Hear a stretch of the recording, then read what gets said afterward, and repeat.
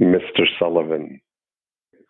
Professor or should I say Dr. Jackson, because your services are needed. Your services are needed. Wow. I'm telling you, what a different world we're in right now.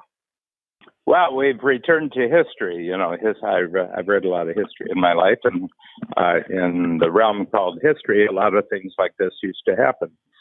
So tell me, because I was very anxious to hear. So I would probably tell people kind of the snapshot of what's going on. It's Sunday, March 15th, and we literally in the last week have seen amazing things unfold right before us. I mean, it wasn't too long ago. We were in Phoenix, and this is the first times we were hearing about this corona virus. It was on everybody's kind of periphery, but it wasn't at the apex that it is now. I've never in my entire life heard of an entire country shutting itself down, and these travel bans, and pretty.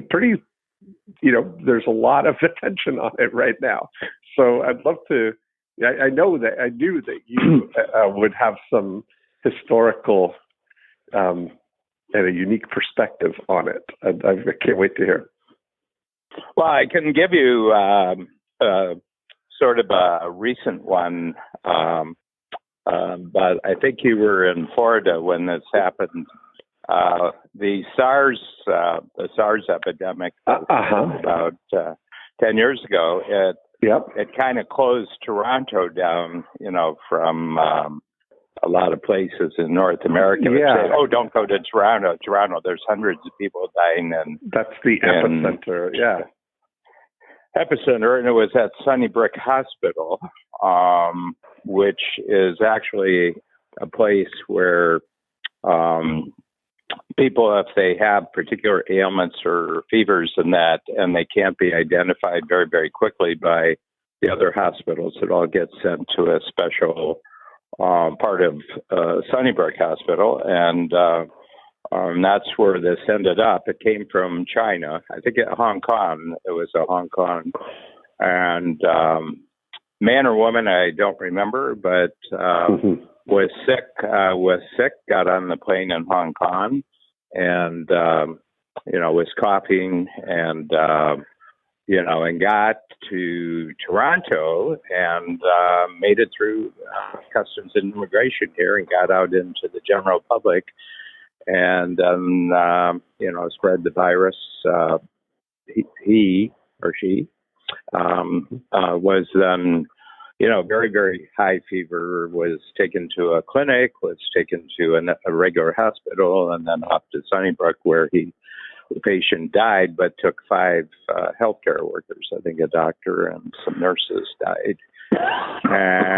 And then the news got out, just amazingly quickly, and which kind of brings it into a Cloudlandia mainland discussion, and we'll pick up on that. We'll pick up on this, but the moment this happened, the news was out throughout Toronto that this had happened. But now they had to backtrack. They had to backtrack every single passenger who was on the flight. They had to backpack the air crews, and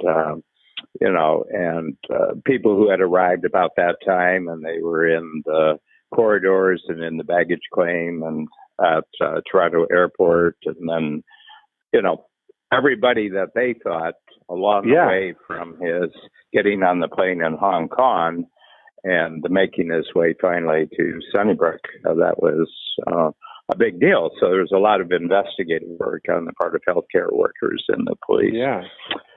And then the word went out across the states and we had people immediately not coming to workshops from local. They wouldn't come to workshops, but across Canada they wouldn't come, and then from the states.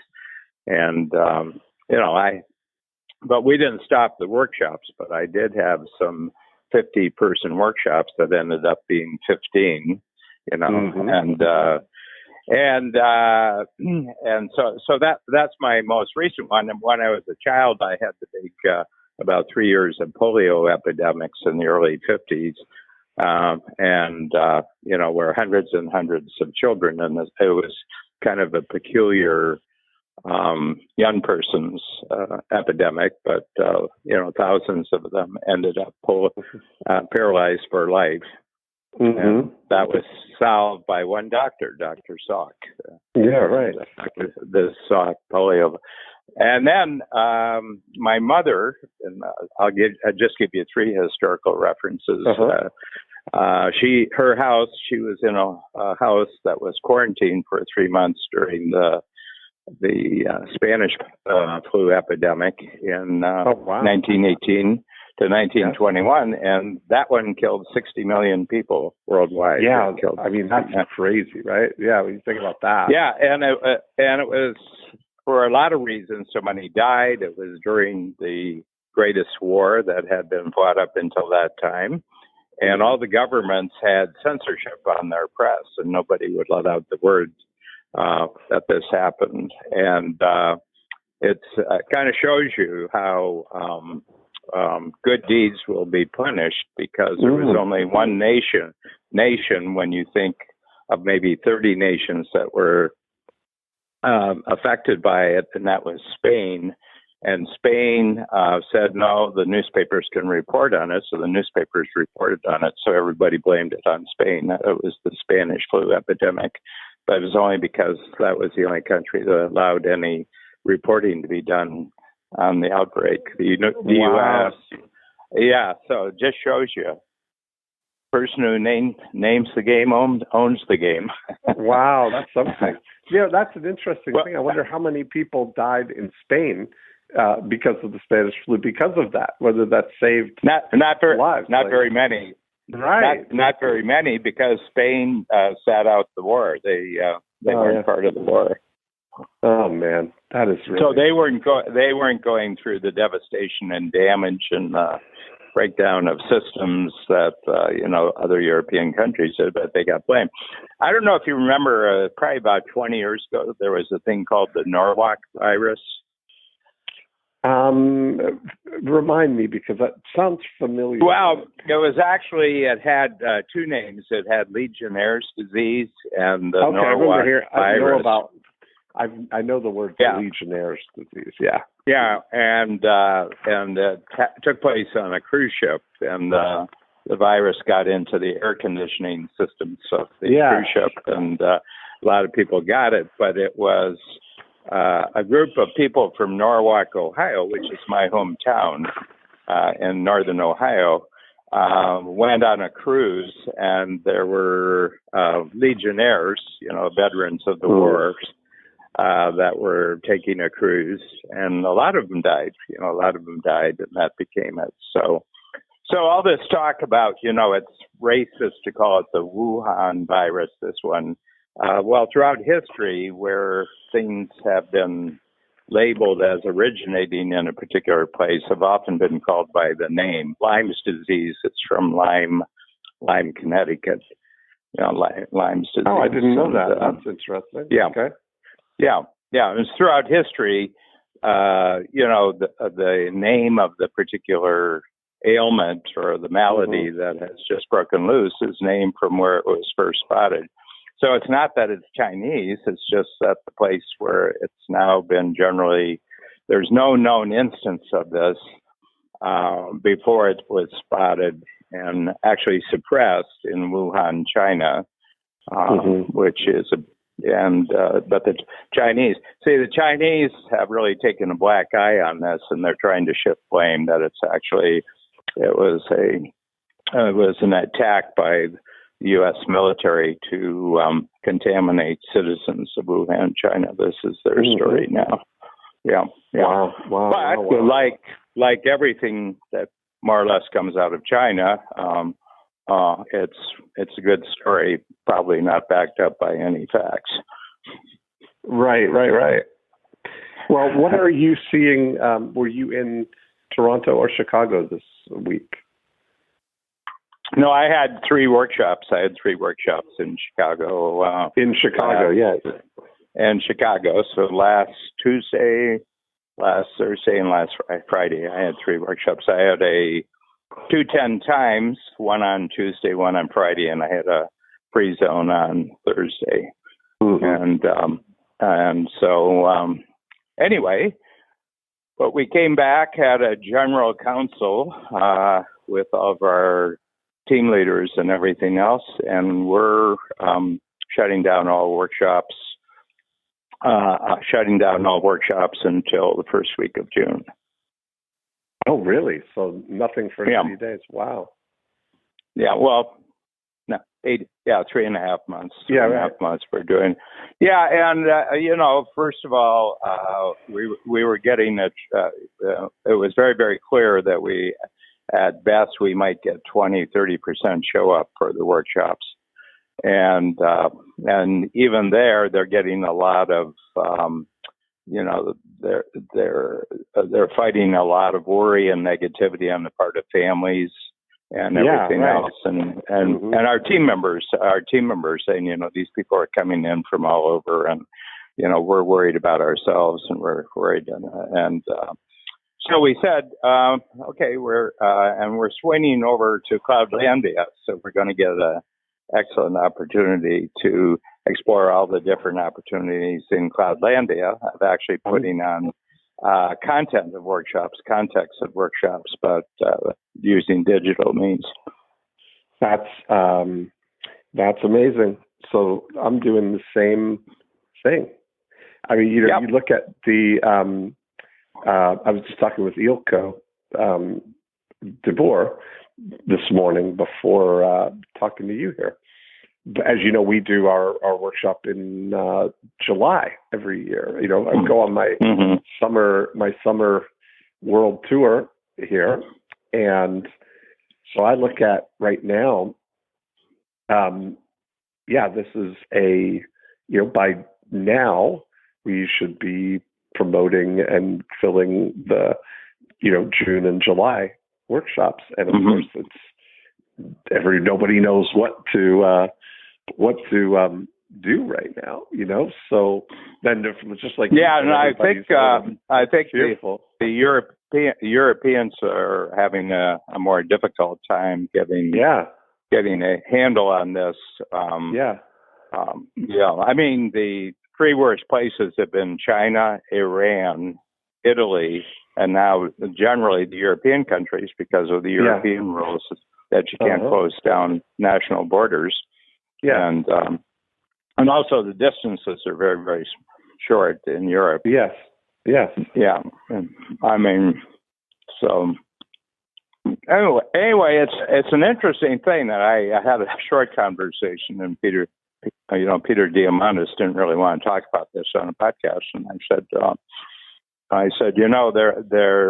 there's kind of the believers that technology now is eliminating all the traditional considerations of national borders and nation states and everything like that. But I said, you begin to see how far the concept of nation state has gone away when something like this happens, because it suddenly reappears in full force when countries kind of, draw in and kind of say, and countries are very unequal to each other. I mean, what the biggest thing you begin to notice is the extraordinary inequality in capability and in what I would say, whether you're in the firing line, in the line of fire of something like this, or you're out of the way, you see it instantly. So I said, nation states.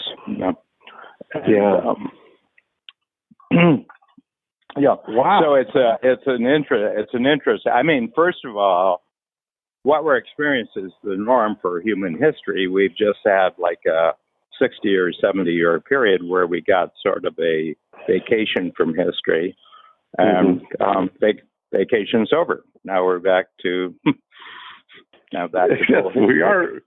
we are invincible. That's funny, isn't it? I was just thinking, you never have You always hear the word invincible, but I've never ever heard the word vincible. Yeah, we're very vincible. We're very vincible. That's right. we're very immune. Yes, exactly. Oh, that's so funny. These have been sliding right by in our world. We're so immune and so invincible that we don't even know what vincible and immune means in the positive. That's right. And fallible. We're fallible. Yes, we're fallible. Oh boy. Yeah. Well, yeah. I got a great opportunity to be on the fast acting, let's say, because I have a breakthrough blueprint, which is was supposed to be 2 weeks, 1 week now, next the 23rd, 24th, 25th, and we first got a couple of people who said, okay, I don't want to travel right now. We come to a later one. And then President Trump put the ban on European travel, and that was another couple of people that were coming. So all of a sudden, we're faced with, okay, I got to do something different here. And I thought about it, and what I decided to do was a virtual breakthrough blueprint. And because that, the Zoom technology and the ability to really have a sort of intimate experience with a small group is perfect now. You really can't, there's no flaws in it. There's no buffering problems. Everybody's got capable Wi-Fi for this. And so I decided that that's what I was going to do. I posted up on on my Facebook a little note about that and sent out an email. And I've gotten a tremendous amount of interest in that because I think that everybody's, we need to be able to do something, to be able to adapt, and so I think this is actually going to be I think it's going to be a really nice innovation, a new opportunity. The corona.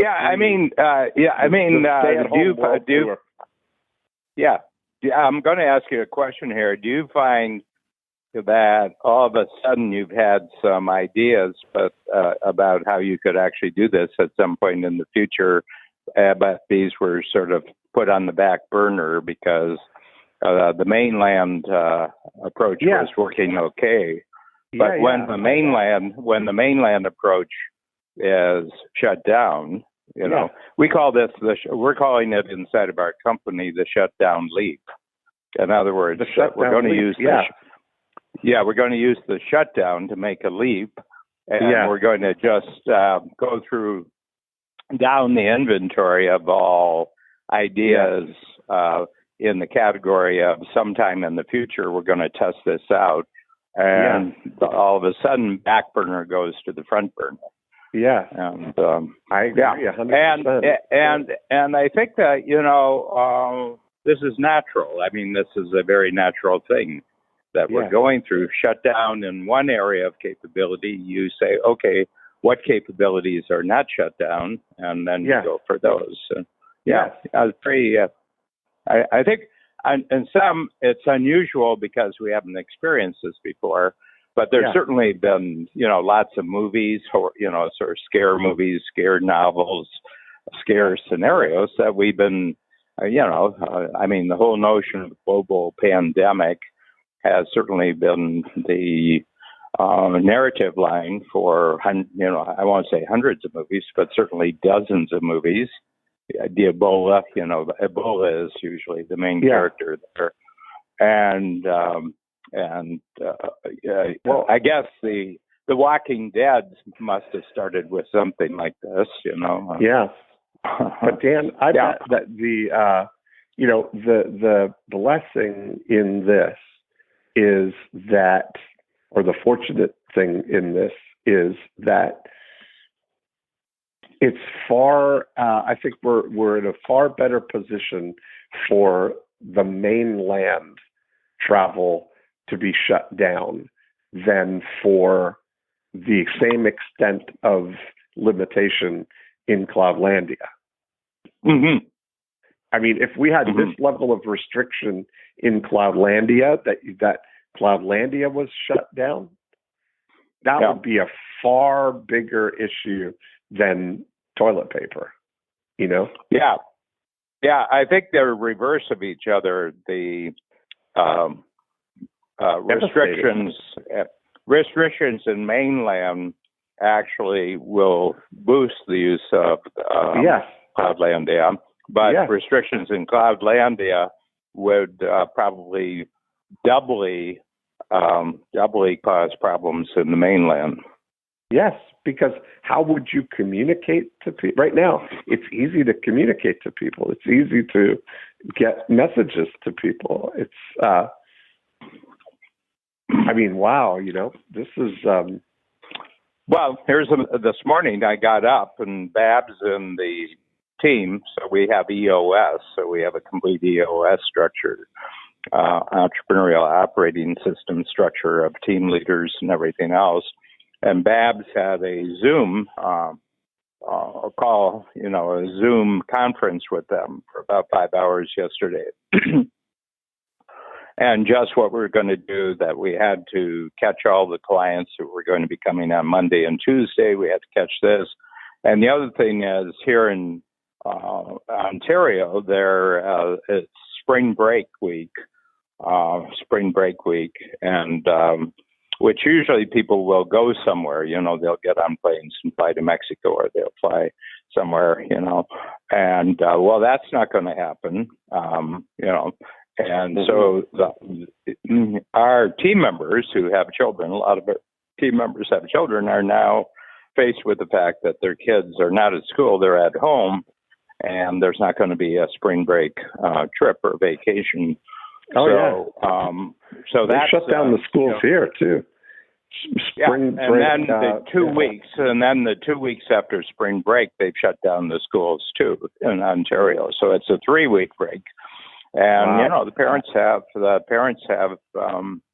supervisory, of what they're going to do with their kids. So tomorrow, everybody gets the day.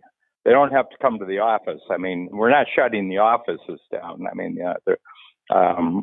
we're probably going to increase by 50 to 60% the amount of work that can be done at home using Cloudlandia, but we still have meetings. I mean, we're still doing it, and Babs and I are going to be going in a lot, because it's a better place to have meetings because there's actual meetings. I've got recordings. I've got I've got podcasts to do and everything else, which requires a studio and a team. So we're going to do that. But anyway, the reason why the Cloudlandia is the reason why we've been able to come to grips with this. Yes, I get it. I think that's a good thing. Look at it as a leap. That really just full on embrace it. That was as soon as I saw, I think probably within 13 minutes after Donald Trump announced the shutdown of Europe travel, I had made the decision and posted up on Facebook and sent the email, because I made that decision right then. Let's not wait and see what's going to happen. Let's embrace it and dive right in and lead this. Now, the interesting thing, and a lot of people say, "Wow, it's really getting worse," and they're thinking that's a disease problem. It's not a disease problem; it's an infrastructure problem, and that is, before the virus came along, all of our healthcare systems were already maxed out to the full. Okay, there was no slack to take on an extra problem. Right. Okay. The other thing is, who's dying. So if you're below 70 years old and in good health, your chances are infinitesimally small. It's 0.25%. So Yeah. it's 0.25% of dying. You might get a fever and a headache, but you're not going to die because flu. It's not flu that kills you. It's flu. Flu weakens you, and then if you got something serious that you've been able to hold the flu attacking an already weak immune system. Right. Yeah. And but you actually fall prey to whatever you were being attacked by before, but your immune system was holding it off, and now they breach the walls. The other disease breaches the walls now. So the vast majority of deaths are above 80 years old. Yeah. No children so far in North America have died yet. No children. Right. I don't know what the cutoff point for being a child is, but 53. So. Is it 53? Is it 53? As far as I can tell so far, 53 and counting. You have to test every year. I think you have to test every year. Yeah. You know? Sort of like driver's license, you know. Right. And, requalified. Are you still driving around in a child? You know, are you still walking and talking? That's exactly right. Yeah. So, and it really shows you the inequality of healthcare systems. I mean, as far as I know, Toronto was on this really, really fast because they had learned from the SARS experience and put into place all sorts of, fast response strategies and processes and everything. So anyway. Well, I think here's what we can conclude, and we can kind of partition off that part of our discussion that there, as we'll head into Cloudlandia, that there's no corona in Cloudlandia, and there's no corona in the free zone. And I think there are two areas that we can focus all of our attention and thrive. And use this period as a leap. I think this is really, I think we'll look back at it. I mean, it's pretty amazing to be alive at this moment. This is definitely one of the periods of time historically that we're going to look back at as if we're in the midst of the, who knows if it will turn out like the Spanish flu, but we're certainly at the Spanish flu level pandemonium about stuff right now. Well, actually, we're way above it. We're way above it. Yeah, that's true. Right. Because telephone systems weren't in yet. There was no social media as we know it today. There was no, the media is going to, the power of a media to disregard. If they want to report bad news today, they're going to report bad news. There's nothing you can do to stop them from reporting bad news. Right. And politically, it's unfeasible that you can't. No, it's way by. But the other thing, there was no medical system as we know it from 1918 to 2011. You had local doctors. You had local doctors, and there was no big hospital healthcare like the Mayo Clinic, like my system in Chicago, which is Northwestern University Hospital. It's vast. Cleveland Clinic, Johns Hopkins. You have all these huge medical systems. I mean, you can't even compare them. They, for all practical purposes, there was no hospital system. There was no healthcare like this, and they had no grasp of virus or anything like that. So, 60 million. How'd they keep it so low? Right. Yeah. Anyway, but it shows the difference between having an entrepreneurial mind and a a non-entrepreneurial mind. I agree. So I've been in the meantime working on my homework assignment for our free zone in creating a framework or a tool for VCR. Yes, for VCR, vision, capabilities, and reach. And it's an interesting, it's been a lot of fun to kind of go through there, but I wanted to get your input on how, you think about creating a tool out of these kind of things. I was looking at something similar to the M's, to the movement, momentum, but having as far as vision goes, and a recognition of your assets that you have that could make be deployable in a free zone collaboration, and the assets that you have as capabilities that could be used as contributions in a free zone collaboration, and what you have in reach as assets, to recognize the assets that you do have, but then also below that, then the corollary to that, recognize the assets that you could benefit from. Yeah, I think with each of them, just as I'm thinking of them,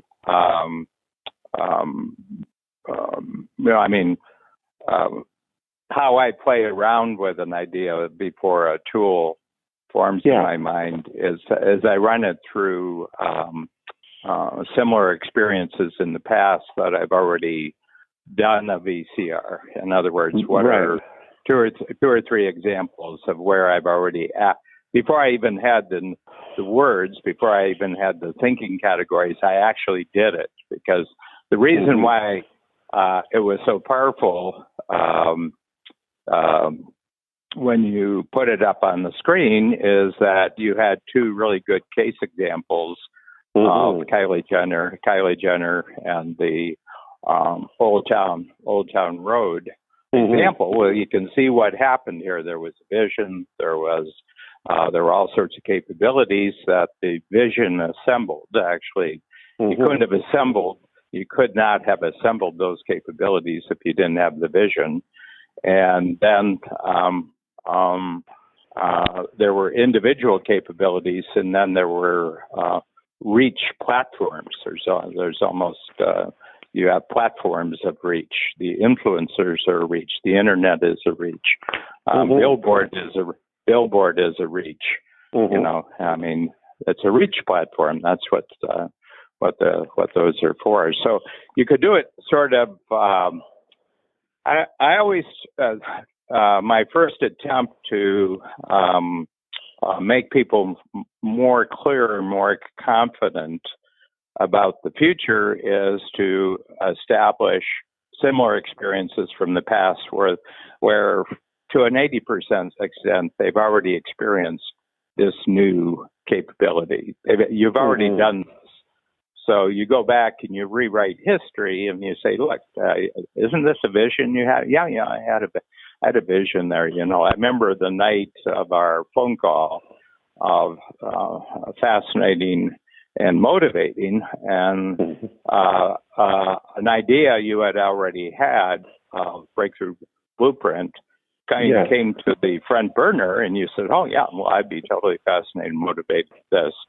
And to a certain extent, you had already done it. One way or another, you had already done it. So you already had the capability in practice form.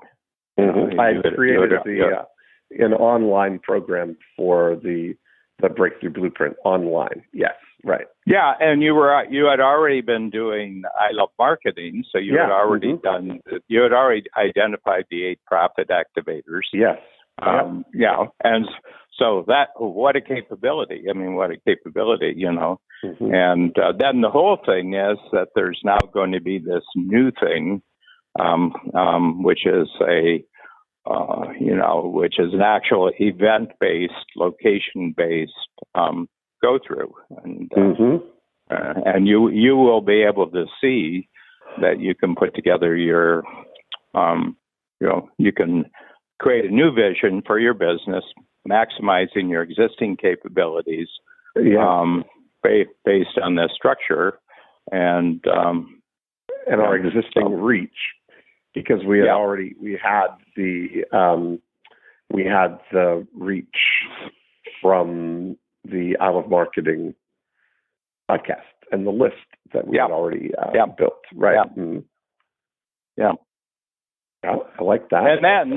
And then, certainly in Amsterdam, you had already a big reach system in Ilko's network, and then I don't know what the one is in Australia when you go to Australia, but you probably have one there too. No, that's just me. That's just you. That's not even our not even one messenger kangaroo that you could. No, definitely. We've got. Oh, yeah.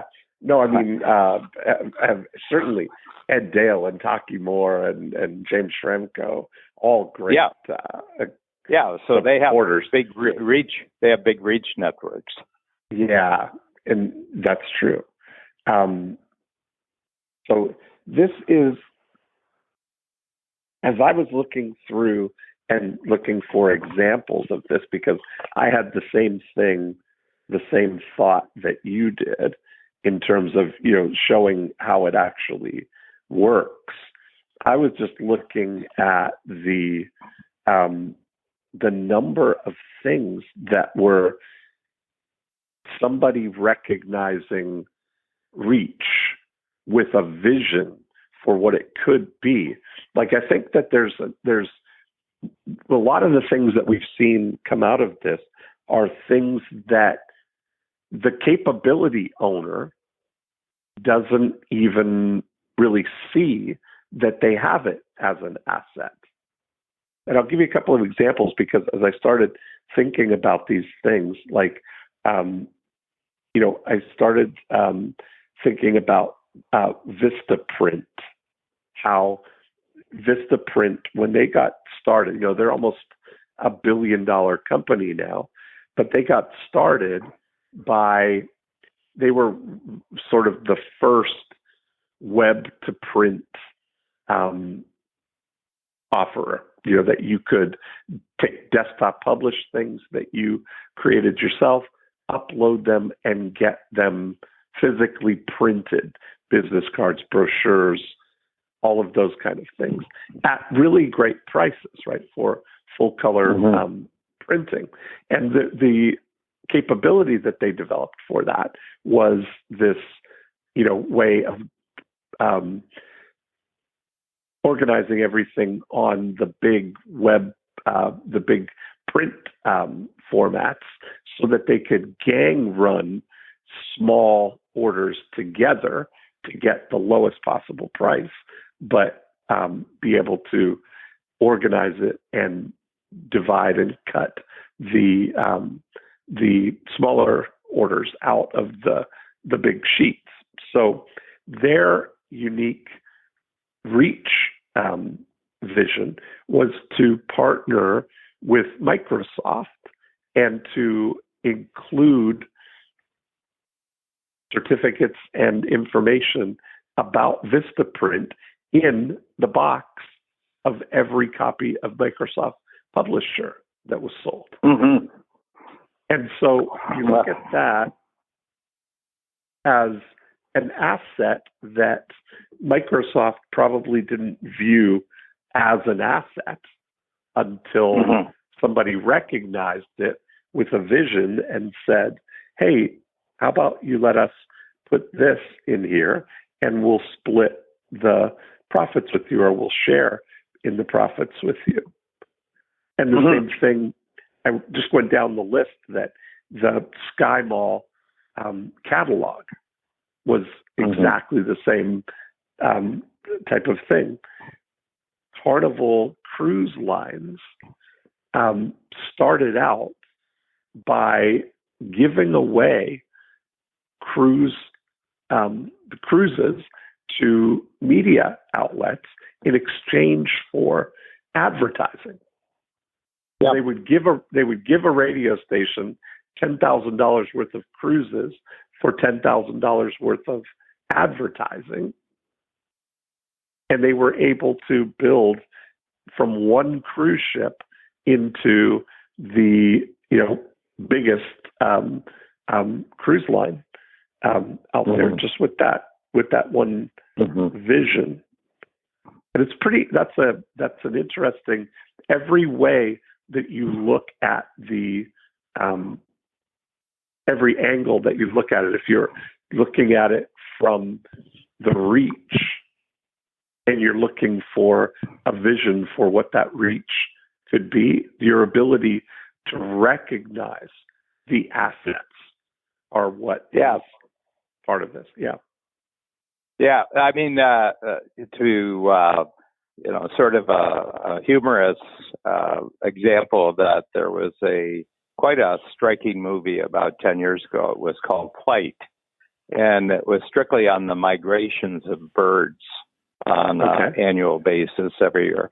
And the one that I remember so well is it's sort of like a duck or geese, a variety of duck or geese who part of the year goes from basically the Arctic to the Antarctic. Okay, and because that's quite a trip.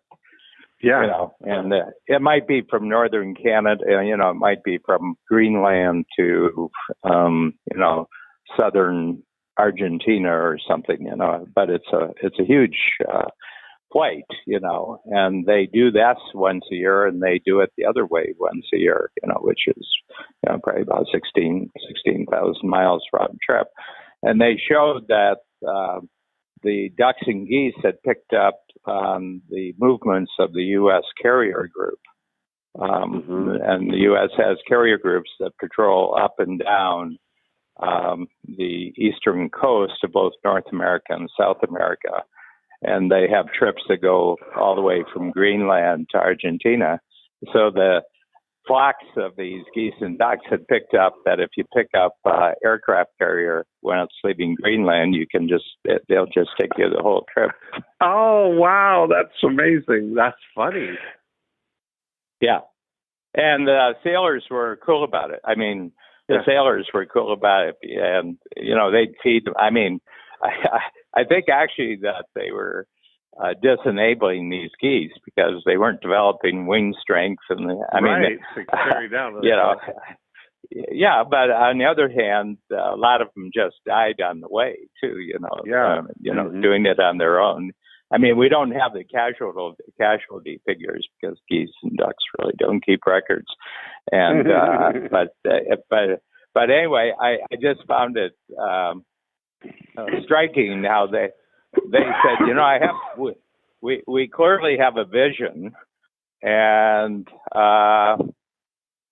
we have a capability because ducks and geese have developed amazing capabilities of remaining in flight, where they just take turns in V-type situations, where they can create sort of like an airfoil, and they can create almost like their little jet stream, where inside of the jet stream that's being created by the lead geese, the trailing geese can actually use far less energy.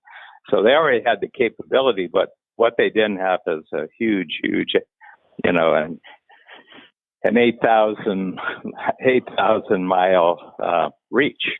Yes. Yeah. So. Yeah. Amazing. I wonder if any of them have figured out whether the carrier group goes north too. At a certain point, it turns around and goes north. That's funny. Yeah. But it's I was really struck, that this is a natural desire to cut down on effort, cut down on time, cut down on cost. Mm-hmm. Yeah. This is so there's something. I mean, that being able to. I think that a lot of our entrepreneurs are going to, and I don't know whether I'm painting all of us with the same brush, because I have the view of a 10 quick start as you are, that to recognize if I'm tuning my VCR to look for, it totally ties into what you say, that your eyes only see and your ears only hear what you're looking for. That's if we're tuning ourselves to look for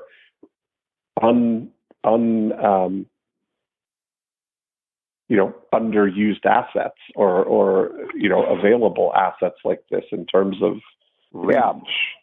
That's Well, I mean, it's really interesting because I have two clients who've talked about a big collaboration project. One of them lives in Toronto, the other one lives in Indianapolis. And the one here in Toronto, you're familiar with. It's Sasha Kersmer, who's the number one private site surveyor for the Metro Toronto, essentially, the area of Metro Toronto. And he's the one who, has to show that a new project is obeying all the site regulations, that it's very complex, that you have light now as a consideration of how big your building can be, and you have servicing and how much parking are you putting in, and there's just a lot of stuff that goes into a site survey. And anyway, so he's been doing this, but he's kind of like he's king of the mountain in terms of any kind of equally big metropolitan area in the Canada. There's nothing going to be ever bigger than controlling the site surveying market in Metro Toronto. There's just nothing in Canada that's never going to be that big. And anything else he might do in the rest of his career is basically, just utilizing what he already knows. There's no real challenge that's going to, allow him to develop new muscles, new brain, and everything. Jason, a guy named Jason O'Neill, who lives in Indianapolis, is a really, Jason. Jason's a big broker. He's got 350 agents. And what he has really developed a subspecialty in is eminent domain projects. So this is where the public has said, we're going to need your land for a public work, and we're putting you on notice right now that we'll be negotiating with you, but you're going to have to sell your land to us. And and it's complicated, and it's you have to be armed with lawyers, and the government has its lawyers, and it's all negotiated. It's not like they're going to impose a price on you and it's take it or get thrown off your land. It's actually it's a negotiated thing, and it takes time. And so what Jason has noticed that a great deal of public domain, eminent domain, it's called, eminent domain projects have to do with the interstate highway system, which is the single largest public work project in the history of the world. It started in probably 1949, 1950, somewhere around there. And, with some freeways in New York, maybe Connecticut, New Jersey, something like that. And then it goes clear across the country, and there's a northern route, and there's a mid route, and there's probably about 5 major highways that go from the East Coast to the West Coast. And then making curves north and south along the way. But there's I think it's about 61,000 miles right now. But every year they add another, could be as much as 500 miles in connectors, bypasses, connectors, even entirely new highways that they might put in, and it's all eminent domain. And now, what Jason came up with, and these are especially when they're commercial, especially when the land that's being targeted is actually commercial land. It's a business. It's a farm, it's a business, but it's a commercial enterprise. Some of it's residential, but oftentimes, because it's outside the city, it's commercial.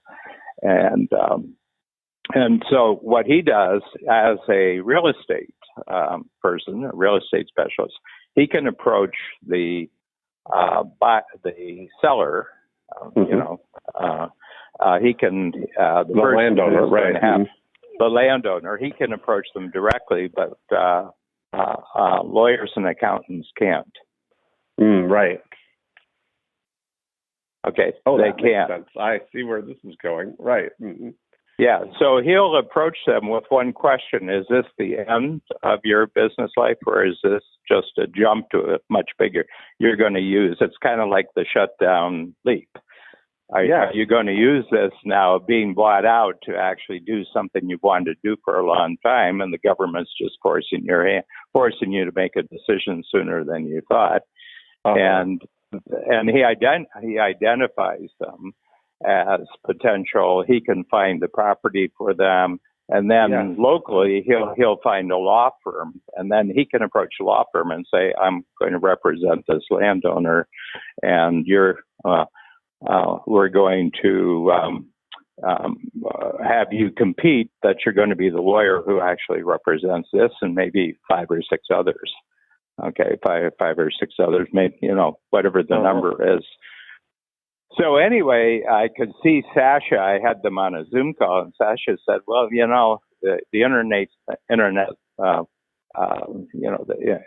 U.S. Internet Highway System is just a big Metro Toronto. It's a nationwide Metro Toronto." He says, everything I know up here, he says, I could apply to the internet.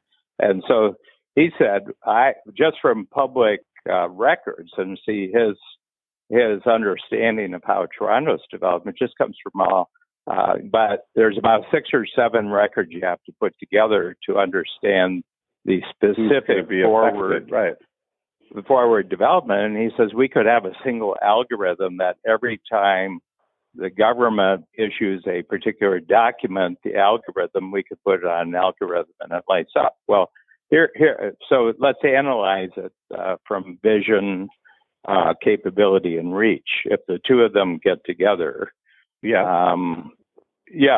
So what's the vision here? I mean, what would be the vision of 2 guys, a real estate guy and a site surveyor, putting their their 2 capabilities together, and each of them is kind of like a 10 times person in their own market. I mean, both of them are, I don't know if they're 800-pound gorillas, but they're big gorillas.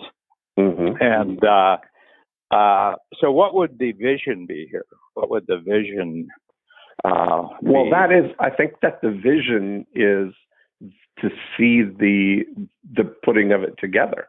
I bet we did this. That's the vision, is to see the reading into the situation. It's an observer role, right? So you're saying, I think if we're saying the vision is that, okay, this is going to happen. This is an inevitability. They're going to extend this freeway or this highway system here, which means that they're going to claim this land in order to do that. And these people are going to have to do something. And I think that alone, that vision creates something for it. The reach, then you see, how do we apply? I think the vision is really the architecture of it all. How do we combine the capability and the reach? So Jason has the capability to. Yeah. See, the U.S. government over the last 70 years has already created the platform.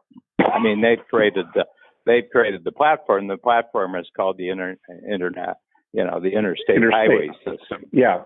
Mm-hmm. Yeah. And it's a big, I mean, when you put it all together, it's a big whack of real estate. I mean, if you consider the entire, it's a huge amount of real estate.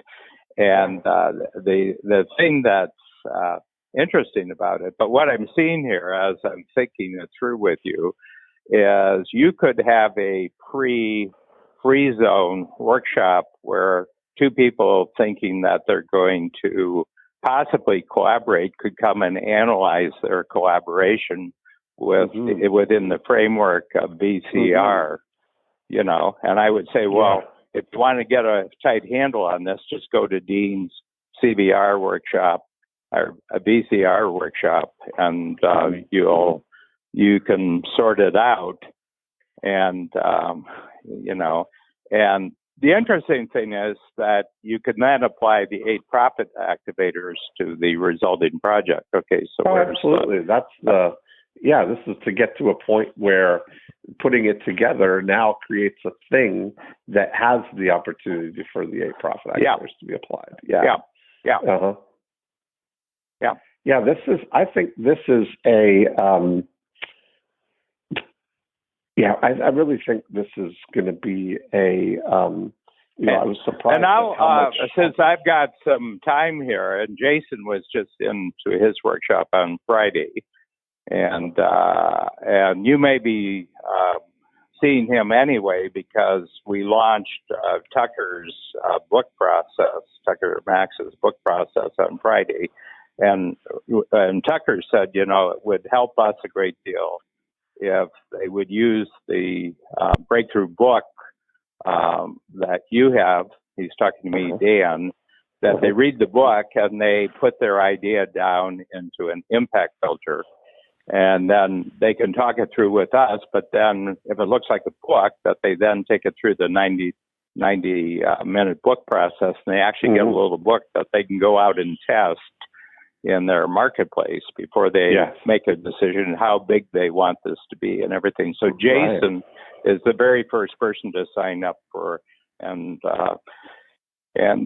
Tucker supplied sort of a link where you can just describe your project, and he takes you through a whole series of questions about the project, and then if they're on their way to free zone or they're in free zone, they can just make a contact, and a live coach from Scribe will actually walk them through and ask them questions. But he said his preferred way is that after they've done that, then they go through the impact filter process, and then they actually utilize your service. So they actually have a very fast turnaround experience of actually having a book in their hands that they can then have discussions with people. But my sense here is that if you could create a free zone collaboration, a workshop here, that would just speed up the process for me.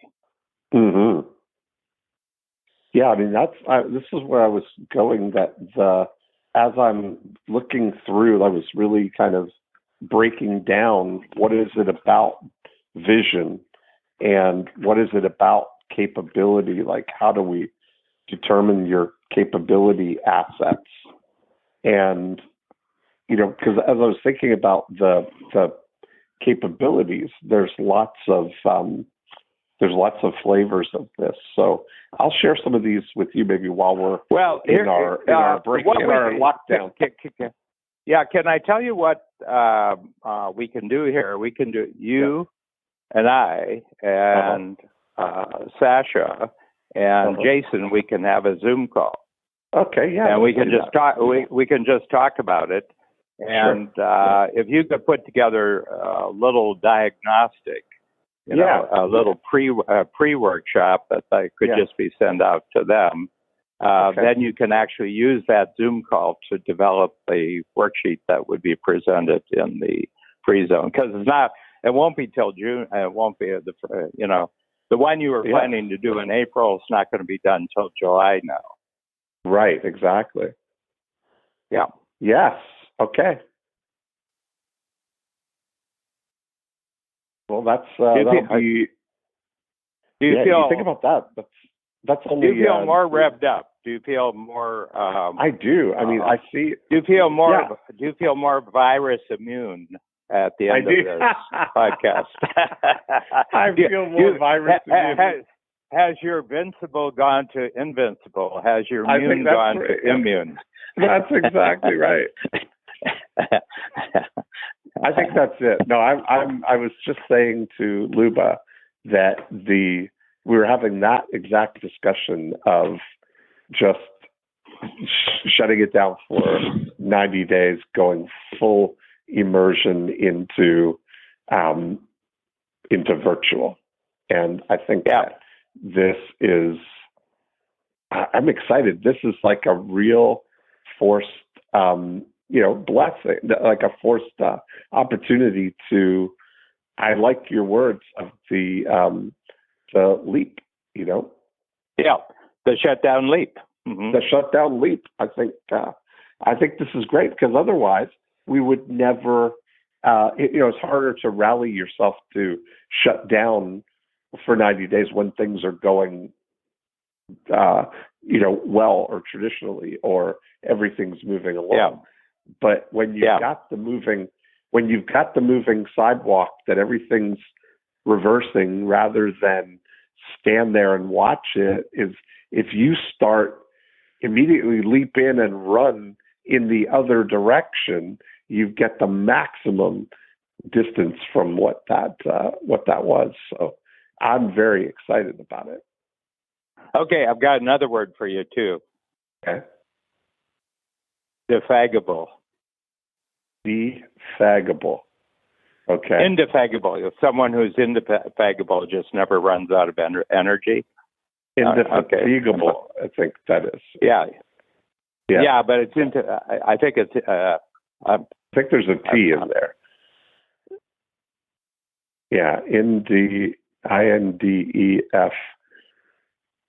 Yeah, ATIGU. Yeah, I think the root word of that is fatigue. Well, that's where the slang term of getting fagged out means. Is that right? He's fagged out. Yeah, he's fagged out. You were indefatigable. Yeah, I'll have to look it up. It's I got it right here. It's indefatigable. Yeah, and it's INDE. Yeah, but you were fatigable. You were fatigable. A lot of people are feeling fatigable. You were feeling fatigable, and now. Indefatigable. That's right. Well, I'm so excited, Dan. This is going to be So I'll bounce it off. Jason was just in. We didn't talk about this obviously because we were talking about some other things. But Sasha, I see a lot. I just saw Sasha a week ago because he always does the first 10 times and the last 10 times in Toronto every quarter just to see what I've done with the workshop.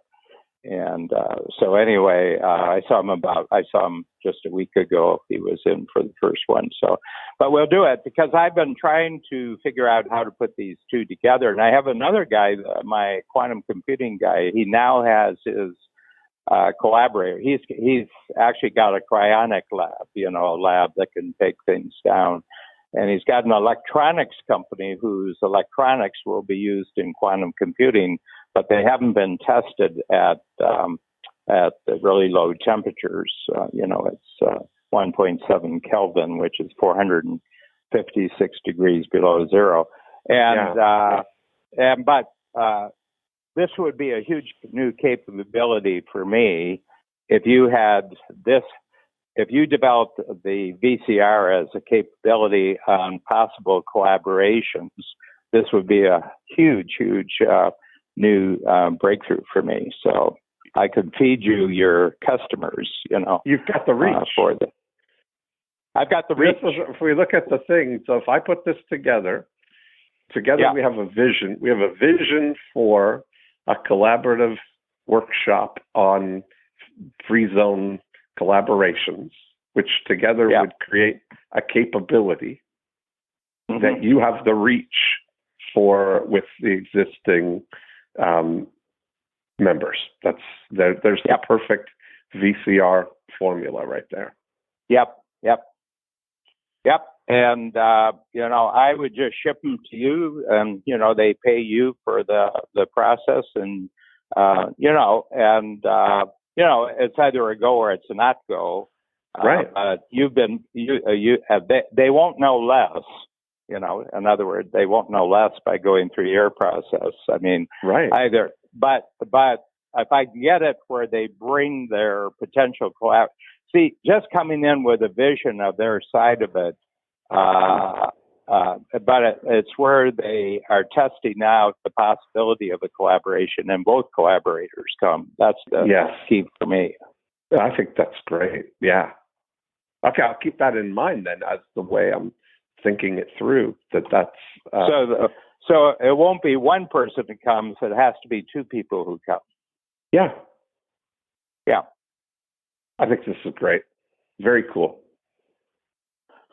Now go get yourself a Starbucks and act normal. Oh, that's so funny. All right, Dan. This is such exciting times.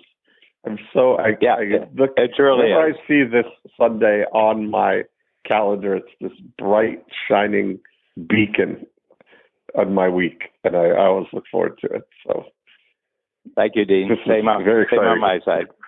Yeah. I'll talk to you soon. Okay. Bye. Bye.